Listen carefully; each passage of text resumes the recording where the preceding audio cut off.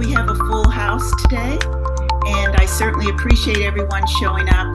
I think it's going to be pretty power packed today. So, is everybody doing okay today?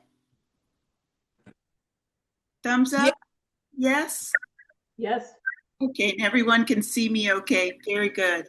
All right. Well, let's go ahead and get underway with today's workshop, which I'm really excited about. I've entitled this From Insight to Impact, and it's the practice of transformational leadership. So, over this entire process of this last the 9 week process that we've been in, we've been learning lots of new information and traits that will help us to either become better mentors or mentees or better leaders. So I would just like to go over some of this information with you as usual. I like to start by posing a question. So get ready to jump in if you can. And the question is asking here, how have you transformed over the summer? Can anyone jump in and let me know a couple of things that have occurred with you during this process and using the homework assignment?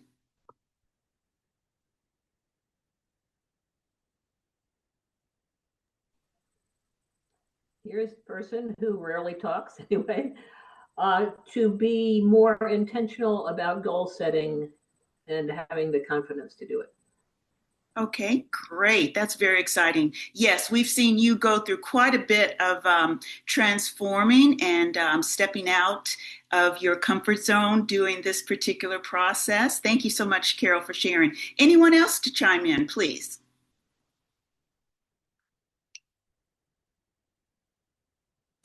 For me, it's been the leadership technique styles that I'm loving and very appreciative of. So I just enjoyed all the workshops. It's gonna be something that I always be able to go back to Oh, moving forward. great. I so appreciate you sharing that, Portia. Thank you so much for that. You know, that's the goal here for us to glean and learn new information about, as Michelle calls it, if you're self leading or leading yourself or groups of people. So let's go ahead and move forward, get underway. I wanted to share a couple of traits of transforming traits that are some of the outcomes of this transformational leadership. Now we've learned various styles and techniques of leadership. However, research has proven that the most effective style of leadership is those that are open to transforming themselves. So some of those traits have to do with becoming a visionary thinker, inspirational motivation, emotional intelligence. I know this is a new term that you've learned pretty much throughout this, within this workshop. So that's very important. Navigating our emotions with empathy, self-awareness, and rational depth. Authenticity. That's another thing. Intellectual stimulation. We have to remain stimulated. Lifetime learners, individual consideration, honoring each other's story, growth, and unique contribution. Adaptability. Yes, we have to be flexible in order to change as needed. To the better, hopefully, and looking at our strengths and our weaknesses. Also, we look at this legacy orientation. It builds with future generations in mind, invest in lasting impact. That is really a true sign of the legacy of a leader. Also, having a collaborative spirit. Here in our group, we've already started this where we foster trust. We're opening up dialogue and we're sharing ownership and outcomes of what we're learning in this particular information, allowing people this room to grow as well. And then finally, humiliation and humility. So this is something where we continuously listening deeply and sharing the power of generosity. So these are just some of the traits that I wanted to go over with you because I think that they are something that we can take and impact will be impactful for us as we move on throughout this journey. So I wanted to talk a little bit about my contribution and this what I've actually gone through in this transformational process as being the leader of this particular group and kind of steering the ship, if you will, about this workshop of leadership and mentoring. So my revelation and my traits I found are, of course, I believe I'm a teacher. I never learned or thought that I would have the desire to be a teacher or an instructor, but I guess that has been something that's manifested for me. Additionally, the one that has been surprising is exhortation, right? That's been very illuminating for me during this workshop that is one of my traits that I have. And then, of course, I believe I am a good communicator. So I wanted to go over this a little bit more of this exhortation trait in my own personal nature. It has to do with the ability to encourage, uplift, and motivate others towards growth and action. So I hope that that's something that you've all witnessed throughout this workshop that I'm able to bring with you. With that, it's associated with inspiring others, in speech, using words to stir the hearts and offer hope and challenge to someone that is on the rise. So that is a trait that I believe that I'm able to bring, and I'm embracing that actually. Support and supportive presence, coming alongside others with empathy and conviction. And so that's strong, I think, as far as, being able to have the contrast, to have empathy, but still I have this conviction to share my purpose with others, and hopefully that really will motivate them as well. And then the area of my spirituality and my moral beliefs and arguments, as far as my vision and sharing and leadership is basically faith-based, using that perspective in exhorting others means urging others towards truth, integrity, and deeper devotion. So these are some of the areas that have personally affected me. And I'm really embracing those now and taking those on as far as traits that I can say, yeah, this is something that makes me who I am as a leader. So, for example, in using this technique, think of someone who can say just the right thing to reignite or to encourage them along the way, to help them, to allow someone to see their value and their worth. That's exhortation in action. So just wanted to share that, and maybe some of you also have been able to see that as well. So let's take a look and watch this little video clip.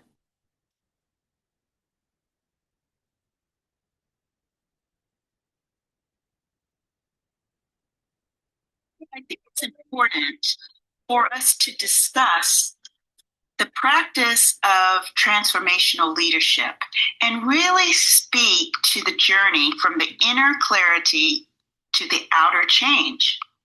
That's transformational. So in my work, I've modeled generational intention through my personal relationships, even with my family, my students, and my commitment to breaking cycles of miscommunications. It's not just practical or personal, it's pedagogical. This means it's related to a way of teaching, specifically for the way I teach in education, especially the methods and the approaches that I use to help others learn. It is about how I guide and explain and support my learning methods, whether in the classroom, workshops, or in conversations. My goal is to teach others how to lead with legacy in mind. So let's discuss the Leaders in Motion philosophy. I like to start with emotional fluency. This, by definition, is the ability to recognize, name, and even navigate and express emotions with clarity and with compassion and intentionality. What does this mean and what does it matter? Well, emotional fluency, it's not just self-awareness. It's relational and it's relationship intelligence. Additionally, it allows leaders to really respond rather than just react, and it holds space rather than just feel it, and to model vulnerability and even without boundaries. Oftentimes, we confuse our boundaries.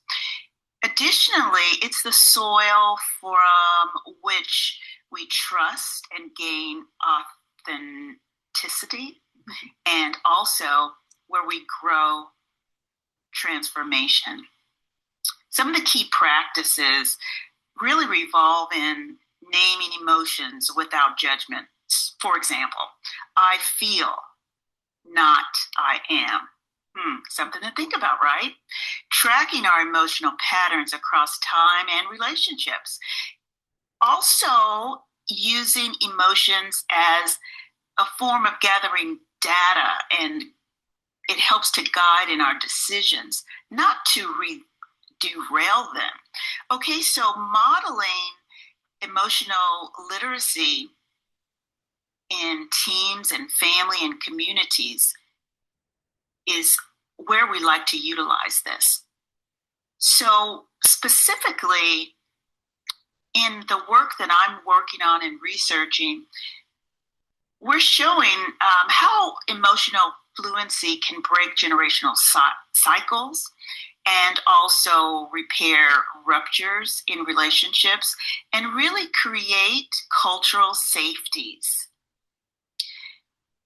It's the heartbeat, really, of what Leaders in Motion is all about, where leaders and leadership begins inside, not outside.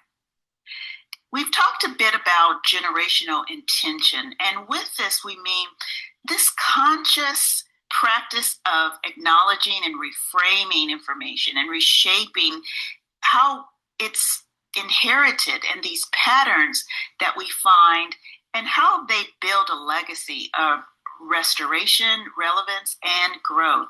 Why does this even matter? Well, every leader kind of carries a emotional DNA, their own stories and their silences and their strengths and even scars that have passed down. So with this generational intention, it means that we don't just inherit, we interrupt, we integrate, and we intentionally evolve. And this is how wisdom becomes motion, not memory. Some key practices, again, have to do with naming such beliefs, behaviors, and emotional norms, reframing this legacy through storytelling and being present. And initially, it involves designing new relational patterns for future generations and leading awareness. Think about that, of what we're passing on emotionally, culturally, and spiritually. Some of the practices that we will discuss throughout this workshop have to do with leadership, as it has to do with a living practice. Additionally, we're going to learn about wisdom, and wisdom is renewable. It's a renewable resource. Next, we're going to learn about the growth in generational transformational leadership and expound a little bit more on emotional fluency as a foundational principle. Influence also is what we'll learn about in how not to dominate, but to resonate. And additionally, we're going to talk about motion and the meaningfulness of this. So in this particular workshop, let's shape a rich, emotionally intelligent outline of information for transformational leaders that will allow and align our leaders in motion with taking away this new philosophy of learning, where leadership is not just positional, it's deeply personal, it's regenerational, and it's legacy minded. So we're going to really dive into this notion of transformational leadership as an intentional practice for legacy and getting a little bit more liberated. We're also going to talk about the foundations of transformational leadership regarding leadership as relationship, not a role. Transformation begins with self-awareness and emotional courage. This is the area that we need. We're going to talk about a visual metaphor, a tree with exposing its roots and the trunk even, and the branches reaching across generations. Then we're going to move into this inner walk and inner work of transformational leadership, where we are hoping that you will gain your own personal leadership signature. Again, we're going to dive more into emotional fluency, recognizing and regulating this emotional state and the states that we go through, using emotion as information, not for drama. Also, we're going to learn to model how to become a little bit more vulnerable and using and maintaining boundaries, identifying integrity. That's a big one for sure. We're going to learn about in the third portion here, the relational practices and how we are all helping one another to grow. We will dive into coaching for growth and delegating. That's something that we haven't really discussed, but we want to really dive into delegating to develop, empowering, and developing trust and clarity. Moreover, learning about having difficult conversations with candor and care. And then finally, we're going to go into the cultural impact of transformational leadership, building accountability, influencing impact, and designing an ecosystem of wisdom, finalizing in embodying these practices of legacy and activation. And we're going to talk about some closing items that will enhance leadership. So as you see, this is very power-packed. This is Dr. Kim Eagles with Global Ed and Leaders in Motion. Thank you so much for joining. Okay, as promised, it's quite a bit of information that we're going through today. So we've gone over pretty much most of the information about what we're going to focus on: personal legacy, the emotional fluency in action, visual casting, wisdom transfer, right? And some of the rituals that are involved in this particular process of learning.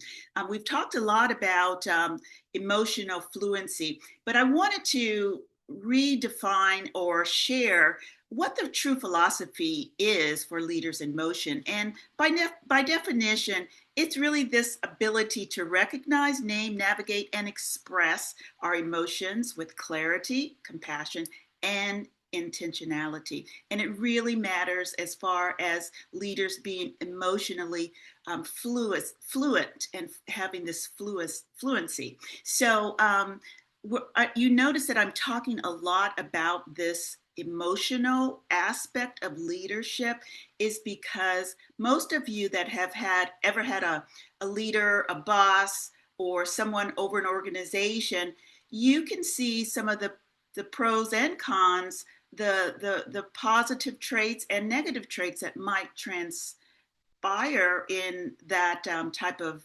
dialogue and or relationship in the workplace. So a lot of it goes back to emotional fluency. It allows leaders to really respond rather than to react, and becoming vulnerable with setting boundaries. It's the soil where we trust. And that's really where this transformation will start growing for us in leadership. We have to look in and look at ourselves, look at our shortcomings, our faults, and where we need to work on certain items.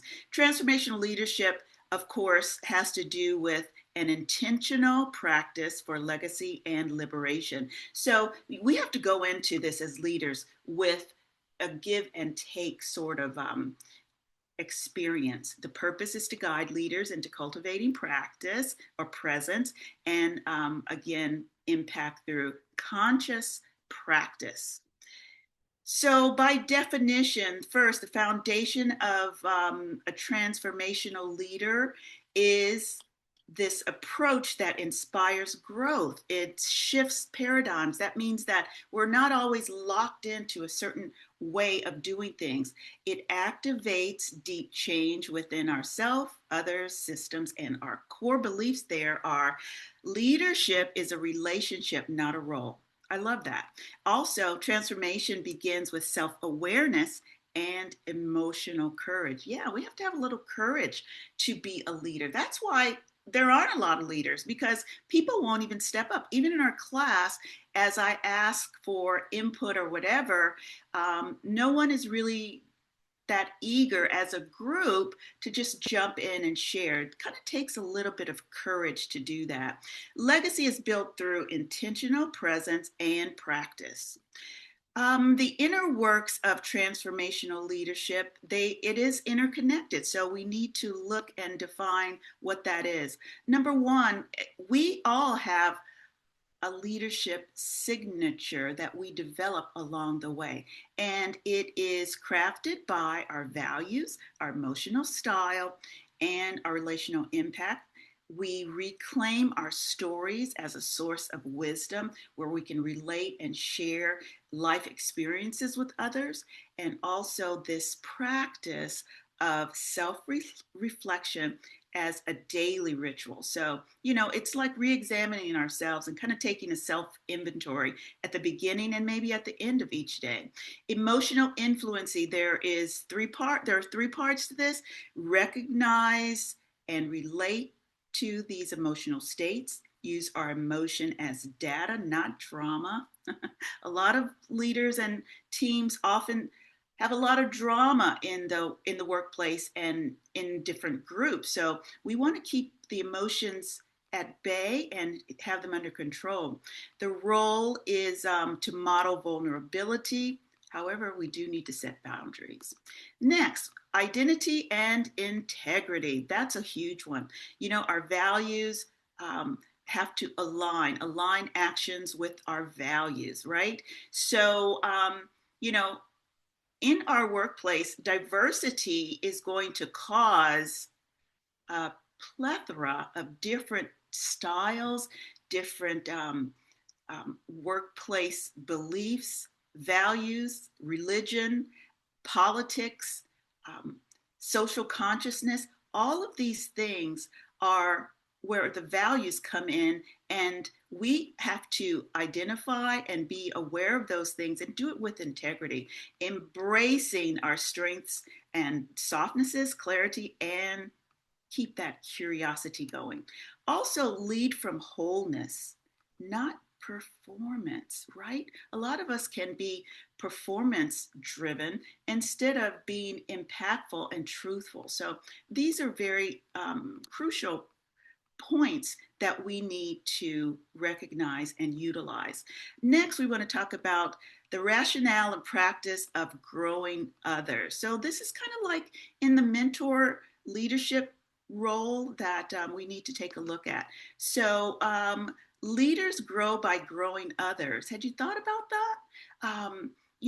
As we take a hold of our personalities, our leadership signature, we are knowing who we are and becoming more confident when we know who we are. The definition of this is it's a unique blend of values, emotional fluency, there's that again, and the rationale style that defines how you lead. The explanation here is it's not just what you do, it's how you show up. I love that.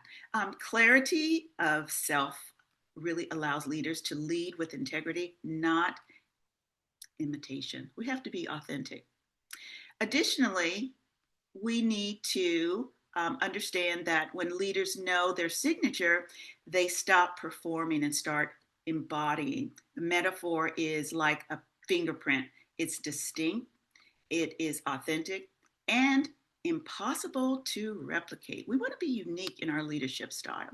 So here's one other little bit of information that I wanted to share with you all. And it's just a little short clip, but I think it's important because it allows us to really put this into practice and identifying some of our traits and getting those down. So let's talk about that and see what this has to do with this portion. Okay, tried to get it all up and ready.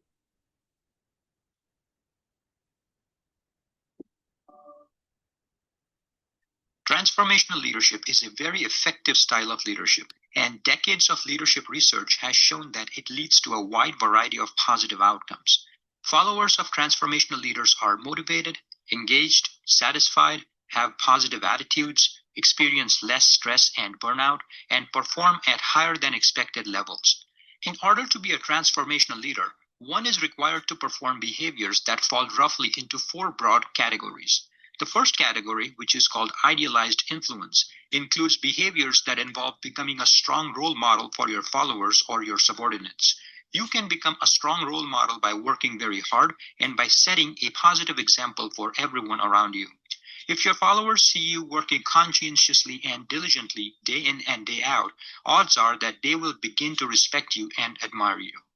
A second way by which you can become a strong role model is by being uncompromisingly ethical.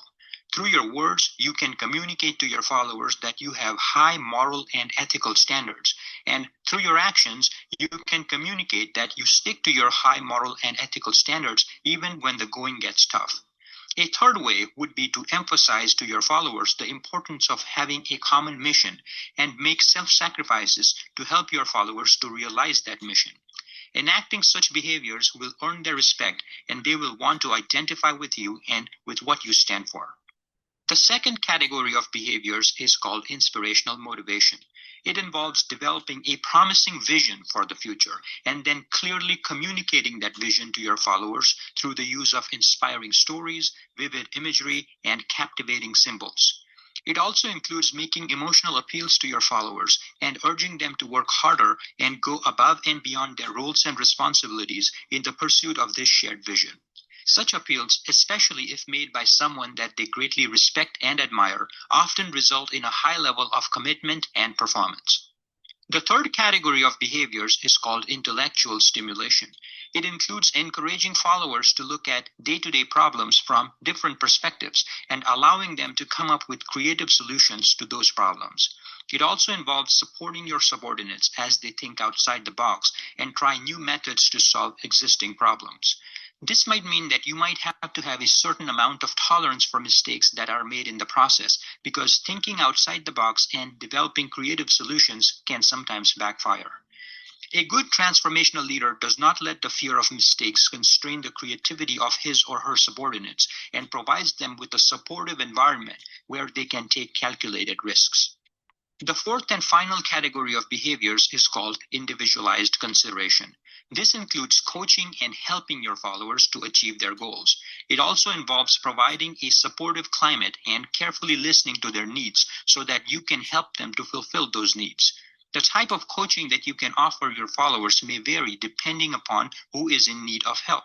For some followers, you might have to provide explicit guidance regarding how to get a job done, while for some others, you might have to offer them the resources that they need and let them figure out the solution on their own. These are the 4 types of behaviors which, if you perform consistently, will make you a transformational leader that people respect and admire.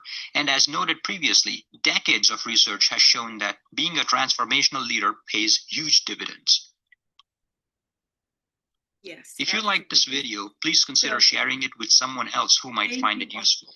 And stay tuned for more similar content in the future. And let me get back to the other portion of our workshop. Yeah, so I like to get other perspectives where you can visually see the outcomes and expectations in the certain formats that are available in transformational leadership. And of course, there are a lot of different theories and on transformational leadership. So that's always something to review. So again, coaching for growth, ask questions, listen with presence, not agenda, hold space for discomfort and emergence. Coaching growth, we have those areas of we are looking forward, using curious questions for deep listening to unlock your potential and the person that you're coaching and their potential. Also delegating, that's something that is a new approach that is very important for effective leadership.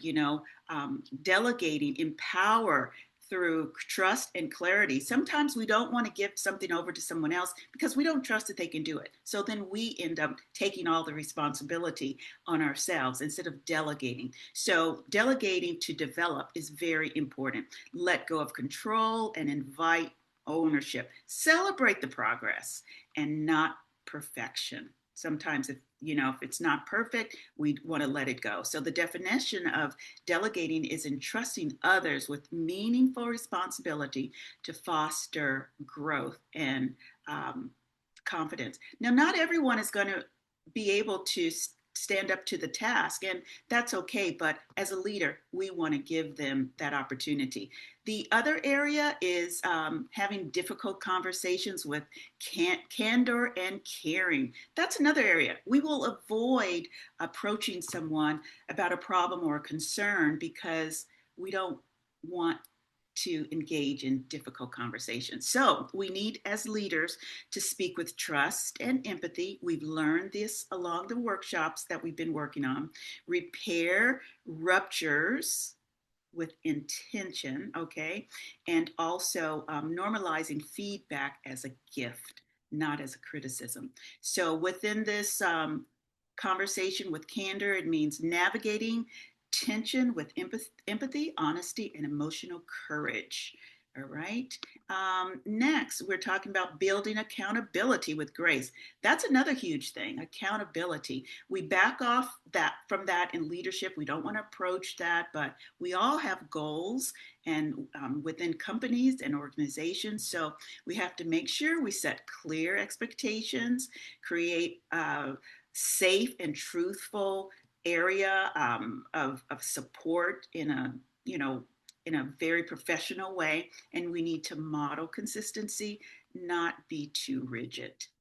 Building culture of accountability. That means creating an environment where expectations are clear and follow through is consistent. So, of course, I have explanation on all of this. I'll send it out to you later. We don't have time to go over all of it. So, the culture of impact. Let's go over that real quickly. Influencing for impact. Lead through, resident being showing examples and not being dominant.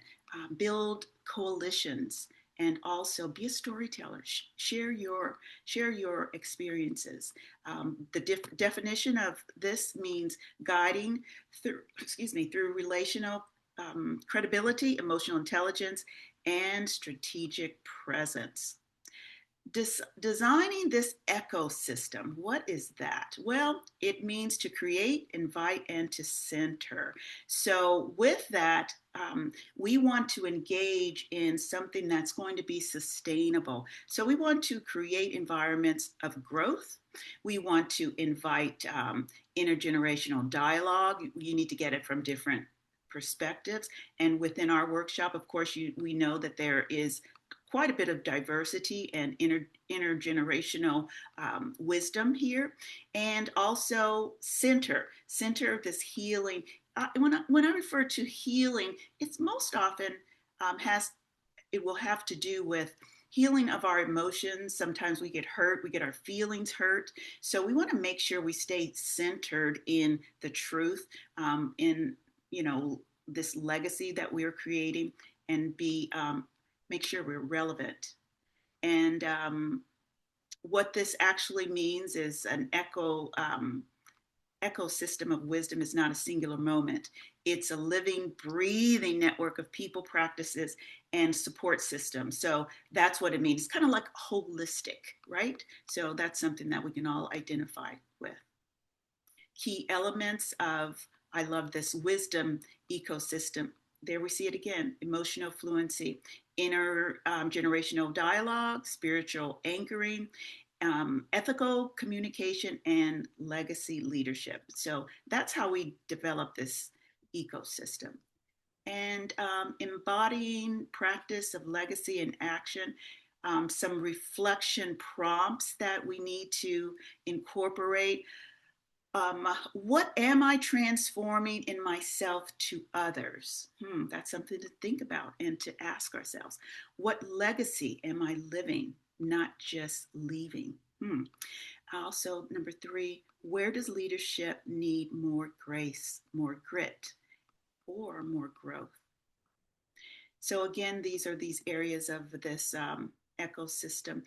And yes, does this matter in this generation of learning? Yeah, it does. In 2025, we have 5 generations that we're talking about that we are engaging in the workplace or within our community. Only 9% of employees strongly agree that cross-generational terms enhance collaboration. Wow. That's not a gap. It's called action, right? Age-based assumptions still hinder productivity. There is ageism in the workplace, and we need to overcome that as leaders. All ages have something to contribute, okay? And yes, it matters in today's society. We are also exploring generational rhythms, emotional legacy, reverse mentoring, that's very crucial, digital fluency, and conflict as a catalyst. So all of this works to build out some good rigor in leadership. And of course, I'm rushing through everything because we have 1 minute left. And I wanted to ask for someone to share as we go out. We have 1 minute left. Anyone want to chime in?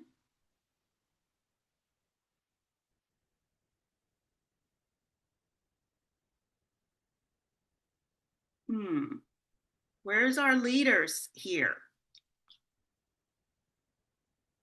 Okay, on that note, I'm going to thank you so much for watching and joining us today. Next week, we will be involved in an evaluation. Each of you will have to provide a summary, and you will have about a 5-minute presentation. I'll send the information.